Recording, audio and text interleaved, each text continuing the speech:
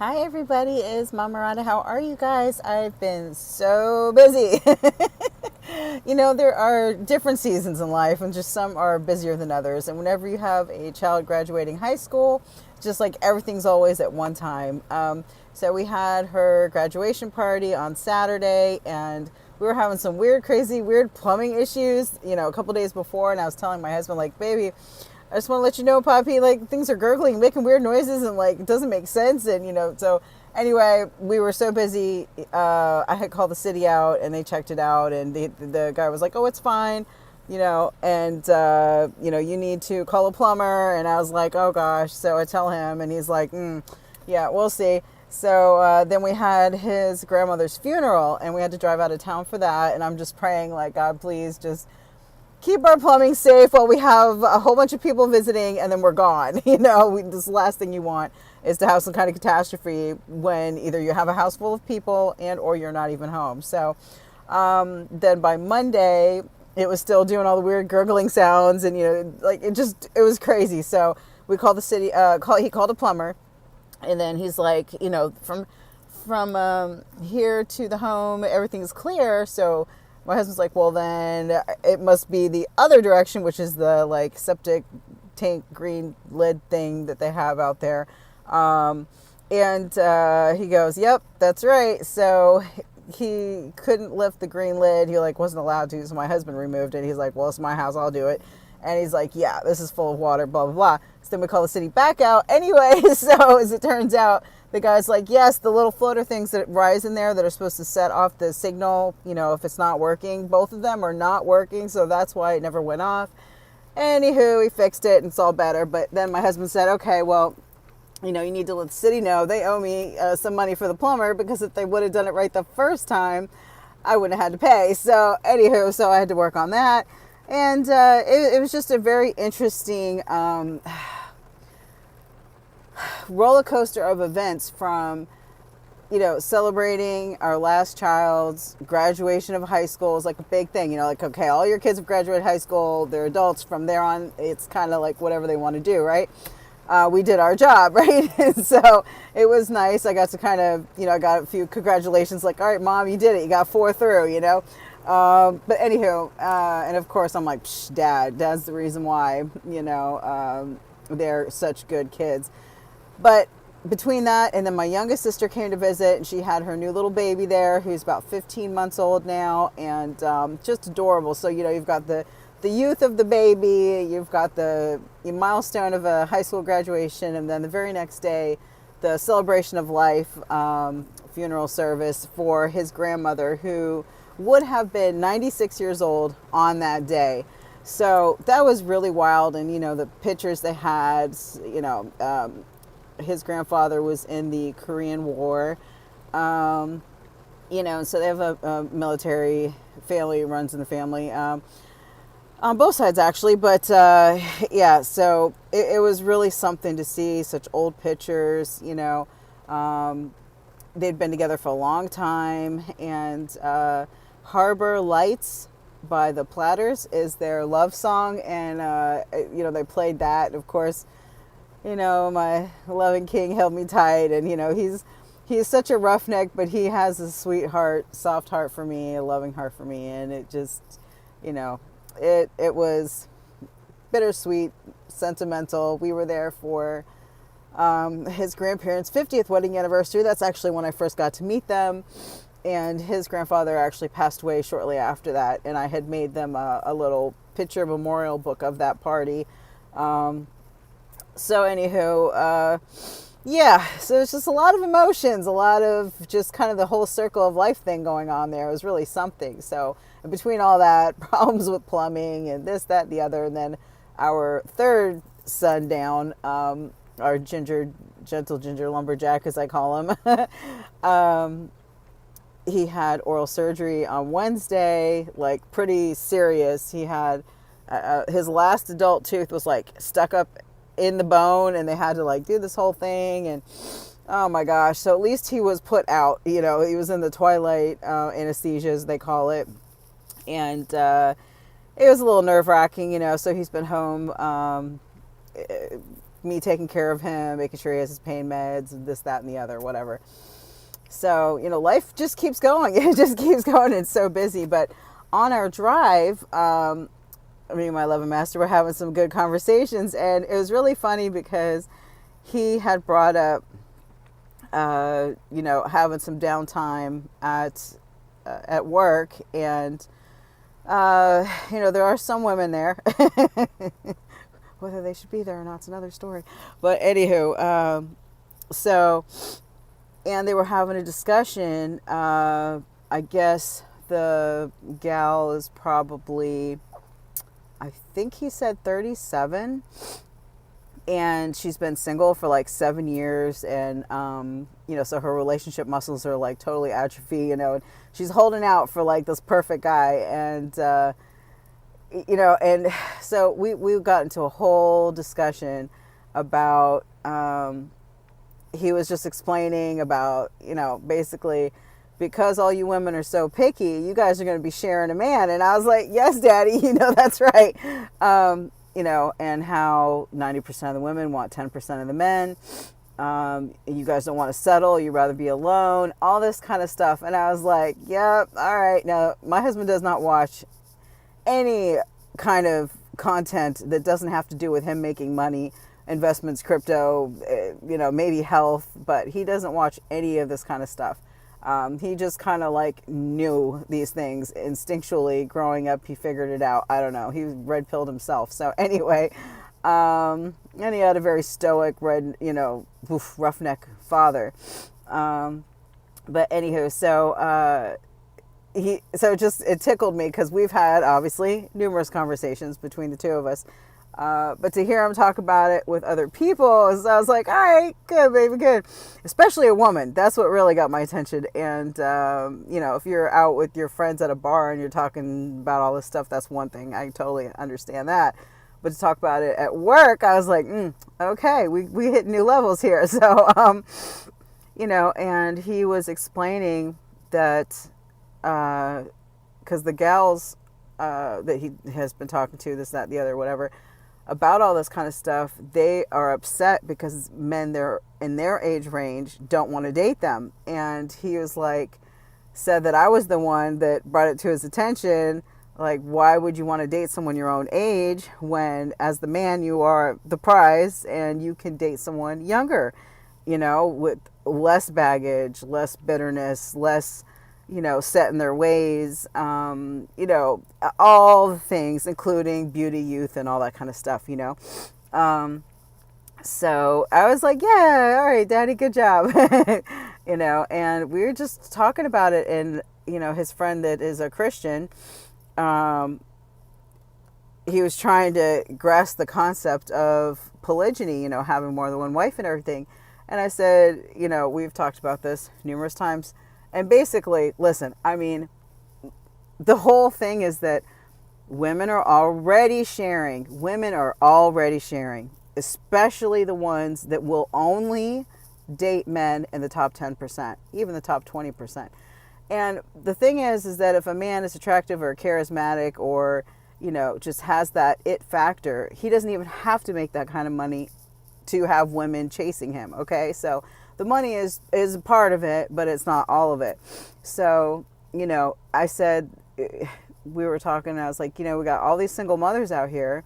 And if women are already sharing, but they're sharing without the man taking responsibility or headship or, covering them or any of that kind of stuff. So their children basically are born bastards, to be honest, right? And they're just out here, and then they're having sex and having children with multiple men. And I said, for all these, very super religious folks, Christian folks, whatever, that don't know the original translation of the Bible, what would be better? That all these women are out here depressed, 1 in 3 are on antidepressants or head med drugs, they're losing their minds, they're violent against their children, they're violent against men, they're on a self-destructive path. We'd rather have all this chaos and mess going on than just saying if a man can afford more than one wife, however many wives he can afford, okay, then he should be able to marry them, take responsibility for them, Most of them would be in the same house. It makes more sense. Some of them, you really got it. You can have different households. Okay, fine. I fully appreciate the sisterhood, the sister wife concept, and seeing it in people's lives like Pastor Dow and others, where they help each other. They help each other cook. They help each other clean. They help each other raise the children. And they just take that load off of one woman. And I've heard so many women say, if I could multiply myself, if I could have my own wife, if I could get some help, because I am so exhausted trying to do it all and I can't. And that's so true. And I think that if we look at the history of mankind, for the most part, there was a whole lot of polygyny going on, okay, including in our Bibles. So, it makes more sense that one man takes responsibility for multiple women. Now, those women are off the streets. They're not on the dating market. They are covered. Most of them were all virgins, but, today's day and age, maybe they're as close to virgin as possible. Maybe they just have one or two partners, whatever. As far as them being able to bond and be trainable and teachable and things like that. But as society continues to just completely collapse and men that survive all this take a stand and start to rebuild society, they're the ones that can be calling the shots. Feminism will be dead and buried. I mean, technically it already is, it just hasn't caught up yet. It's on the downward spiral, down the crapper at the moment. But men gave women the freedom and liberty that they wanted. And now we have a huge portion of the population on OnlyFans and all this and that, and Pornhub and things like that, and having no consequences, realizations of the consequences to come of putting your entire body out there like that, how it's going to affect them psychologically as they age, all the validation that they've lived for, all these however many years that they got their hotness, once that validation dries up and they haven't built a strong, loving relationship with a good, strong man and had kids and a family, and they're going to go psychotic. You are going to have an epidemic. First of all, the first time in history probably that we will have so many gorgeous women just dying alone. It's going to be unbelievable, and it's by their choice. And yes, they fell for society's BS and the devil's BS, or however you want to put it, falling for the easy way of, I can just flash this and do that, and I'm making all this money, not realizing the repercussions. They're going to end up alone. And it's so tragic, because all these the very beautiful women, now there's some women on there that are like, yeah, you're barely average, but you got TNA. Okay, well, that's what you're using. But anyway, these women should have had the choice of some of the best men to marry, and because nobody's going to be good enough till it starts to run dry, they will not get who they thought they should have got, and they are going to be really upset about it. It's going to be really ugly. So anywho, there's different factors here that I'm talking about, but the main thing is the fact that the women that are going to score, that are going to make the best of it, that are going to secure a good life, are going to be the ones that understand young and understand male nature and settle down with whoever they choose, and they stay with that man. And it might as well, as society shifts, it will stop being such a crazy concept, since Western, society has taken that idea of polygyny out of people's minds. It's so crazy for a lot of women. When they hear it, they're like, what? No way. How could I ever? And they don't think about it in the way that, for example, of course, Kevin Samuels has put, and many others, of how they're sharing their womb already with different men. They're sharing their body with different men. They're sharing their lives with baby daddies and yada, yada, yada, yada. So, and that was never meant to be that way. That was supposed to be like a rare extreme circumstance or something, that something happens and blah, blah, blah. Not supposed to be the norm, and it has become the norm. So Anywho, it most definitely is now. It's not even the future, it is now. And the best way to do it is just to teach the younger girls now that this is the future. And it's not a bad thing. It's not a bad thing, especially when you're doing it in the confines of a marriage. It's one household, whether you sign papers with the state or you do your own thing, whatever. You are entering into a covenant with that man and your higher power. That helps. And if you don't have a higher power, then so be it, one person to another. But it will be the safest, best way to raise a family.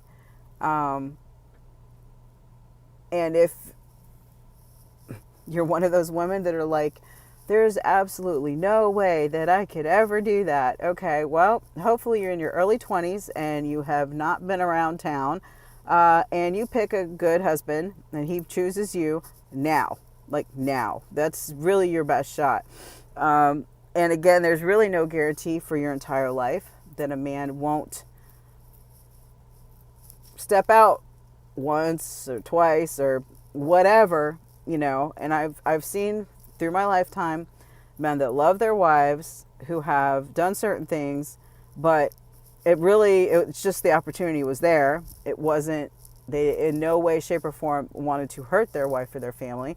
So it's just a whole thing that our little female brains cannot understand. And we really shouldn't judge, because God really put the desire in them for a reason. It's to continue the human race, the human species, and they have an urgency and a need to breed, So it's just better if it happens to be one man and picks his women, and you're all in the same house, everybody helps each other. It would do better financially, and just like your own little clan, basically, your own little tribe, and everything would go better. The man would have certainly all the service that he needs, and the variety, and I think all that helps. And I mean, I remember back when, before me and my husband got married, and I had a friend, she was hot Brazilian chick, and she was having troubles with her boyfriend. I said, okay, well, let's all go out, So we went out, one of my husband's least favorite places. We went to Miami, down to Mango's, actually, where you could like dance on the tables and stuff. It was a lot of fun. So, but I just remember it was so funny because I surprised myself, since I've been jealous since I was 14 and we've loved each other since then. How proud I was of him. I was so proud of him. Like, I was walking on one arm and she was walking on the other, and nothing even happened. But we I don't know, we just stepped into our little roles and we just went for it. We were out in the town and had some drinks and danced, and it just was so much fun. And I had no issue with it whatsoever. And I thought it was great. I thought that I enjoyed him looking like the man, I don't know. I guess I could appreciate it. So I guess, taking that type of a feeling to the next huge level of, that's your man, he's the king, lord of his home, and really whatever he wants is what he should have. And he offers more than his paycheck. He offers his protection and his guidance, and he keeps everyone in his household safe. All they got to do is be obedient and listen, be submissive, and we're taken care of. You don't have to worry about anything. And women have the hardest time. They want to rest. They want to not have to worry about anything and not be burdened. And at the same time, their flesh, they buck at the idea of having to listen to somebody else, having to listen to a man. Until they get too old, and then they're like, I'll be glad to listen to you, but now you're past your prime. So you definitely gonna have to listen, and it may not be the quality of man that you wanted to have. So that's all I'm saying. But the future is now. The future is now. You're already sharing, ladies. I've said this like 15 umpteen million times. And the way the society is going, it is more moral and more righteous to have a man taking care of multiple women, especially in the same house, but whatever. As long as he's taking care of those women and those families, it doesn't really matter how he does it. But then all those women and all those children are under that headship. They have a husband, they have a father, they have a leader, they have a protector.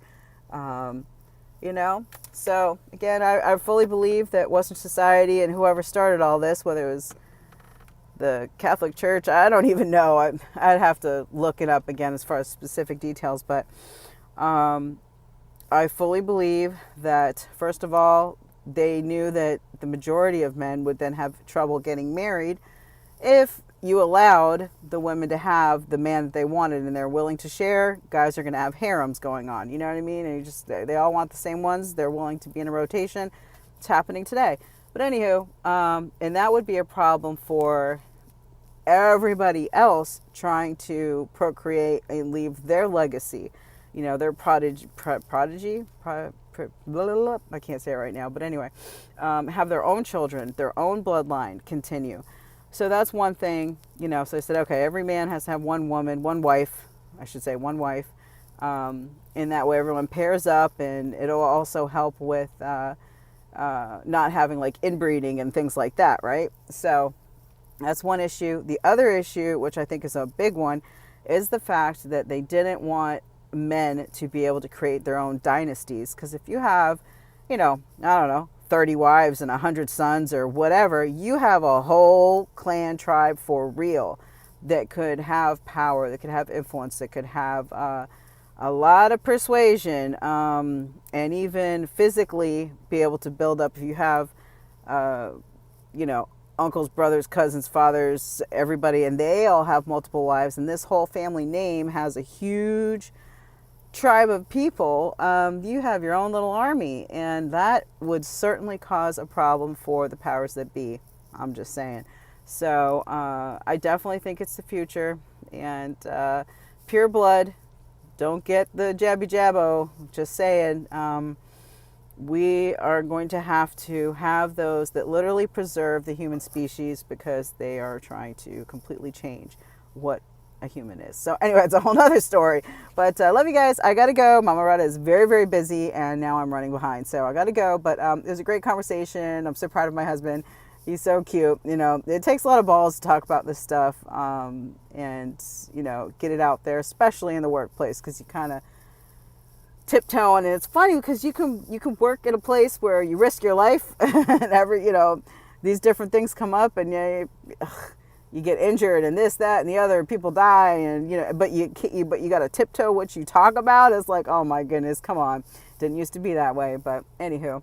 So more stories to come, but yeah, well, ladies, I ask you, what's better? A bunch of uncovered single mothers out here destroying their children, the violence that we've seen that single mothers are perpetrating on their children. The CDC says that women are 50% the aggressors in domestic calls. They are 71% more likely to hit first, and 71 or 72% the ones that murder their own children. Okay, so we are apparently quite a violent species in our own right, and we always blame men for the violence. But men help to keep women from becoming violent like that. And without that headship, it's just cuckoo off the rails. So anyway, I hope you guys have a great day. Thank you, Mr. Vibing with Ron, for another great video response, and to everybody else for all your support. God bless you all, and talk to you soon. Ciao.